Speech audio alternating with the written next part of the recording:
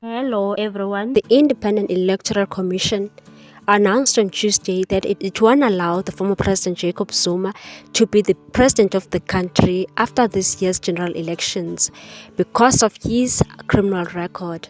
They cited a constitution on Section 47 whereby every citizen who is qualified to vote for the National Assembly is eligible to be a member of the Assembly, except anyone who, after this section took effect, is convicted of an offense and sentenced to more than 12 months imprisonment without option of a fine, either in the Republic or outside, if the conduct constituting the offense would have been an offense in the Republic. Therefore, this provision renders former President Jacob Zuma disqualified to be on the list of any party contesting an election or to contest as an independent in the upcoming 2024 elections. Now, you all remember back in 2021 in July, Zuma was convicted and sentenced to 15 months after he was found guilty of defying a summons to appear before the State Capture Commission of Zondo in 2021. This has caused a lot of havoc in the X app.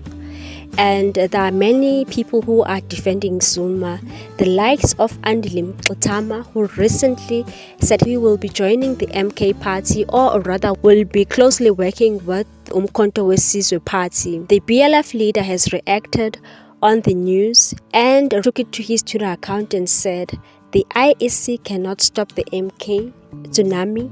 They can try block President Zuma, but they can't block his vision and agenda. The struggle continues. The ruling class is panicking. MK is here, no retreat, no surrender." The leader of Patriotic Alliance, McKenzie, also took it to his Twitter account to respond on the news and said, "President Zuma can appoint an acting president for one day, and that person can give him a presidential pardon. This is not a crisis for MK." The daughter of the former president, Duduzile Zuma, also reacted and took it to her Twitter account and wrote, "The secret weapon have just exposed themselves. #register to vote, #register to vote MK, #vote MK 2024. Andile Mxitama made a series of tweets with regards to the issue of former president. He also tweeted, "Lol, we see the chest pains from the agents of Stellenbosch who lead the Zuma Must Fall campaign. MK is the future and we are part of it. Viva BLF/MK unity towards 2024. Land thieves, Banyile and their agents." What's your take on this one, people? Thanks for watching. Please subscribe for more news.